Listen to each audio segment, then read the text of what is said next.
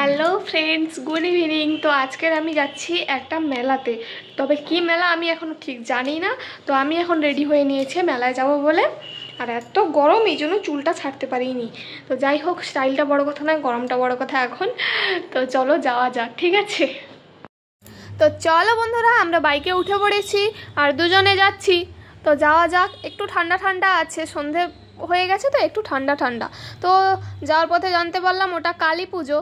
আর এসেই এখানে দেখলাম যে ছদ্মবেশ প্রতিযোগিতা শুরু হয়ে গেছে, মানে যেমন খুশি তেমন সাজো, একই ব্যাপার।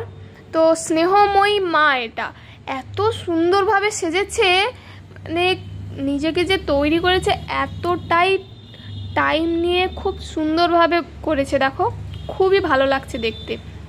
আর এটি সবুজের স্নেহ, মানে অসাধারণ সুন্দর করেছে। ছোট ছোট ছেলে মেয়েরা করছে সব, তবে এত সুন্দর ডেকোরেশন করেছে। সত্যি বলতে আগে আমি কখনো এরকম ছদ্মবেশ প্রতিযোগিতা দেখিনি। এখানে একটি দেখো, উদয়ের পথে দুঃখিনী মা, স্বার্থ ছাড়া ভালোবাসার নাম হলো মা। মানে মা নিয়ে কিভাবে দাঁড়িয়েছে দেখো, একটা বাচ্চাকে নিয়ে একা, কত স্ট্রাগেল। অসাধারণ অসাধারণ, এক কথায় প্রত্যেকটি প্রতিভাই খুবই সুন্দর। আর এখানে একজন ছত্রপতি শিবাজি সেজেছে।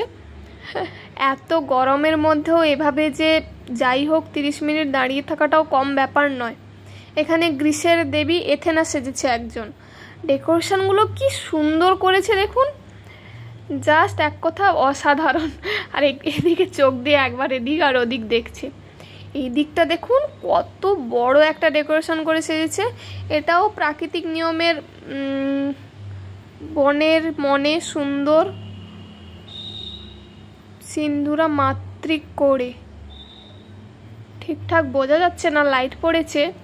তো এটাও সবুজের মাঝখানে মায়ের একটি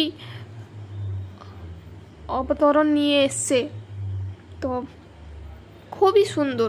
ওখানে জাজেরাও এসছিলেন, আমরাও প্রায় একই সঙ্গে ছিলাম। তো ঢোকার মুখে জানেন এটি দেখেছিলাম, তো আমি ভেবেছি এটা হয়তো বটগাছই বসে আছে। ওমা না, এর মধ্যে তো মানুষ, এটাও একটি ছদ্মবেশ। আমি সত্যি বুঝতে পারিনি। আপনারা দেখে বুঝতে পারছেন যে এটাও কোনো ছদ্মবেশ হতে পারে? দস্যু রত্নাকর, আমি দস্যু রত্নাকরের গল্প কাহিনী যদিও জানি না, তবে এইটা যে করেছে মানে জাস্ট অসাধারণ হয়েছে দেখুন। আর এখানে কালী মায়ের মন্দির, মানে মূর্তিটা সবার শেষে আমি মন্দিরের সামনে চলে এসেছিলাম। তো ওটা সবার সামনে ছিল, কিন্তু ছদ্মবেশ প্রতিযোগিতাগুলো তার সামনে হচ্ছিল বলে আগে এগুলোই নিয়ে নিয়েছি। তো একটু প্রণাম করে নিলাম। মাকে তো খুবই অসাধারণ লাগে, যে কোনো মানে মায়ের যে কোনো রূপেই মা সুন্দর।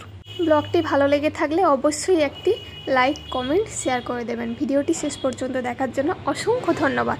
সকলে ভালো থাকবেন, সুস্থ থাকবেন। দেখা হবে পরের আরেকটি সুন্দর ব্লগে।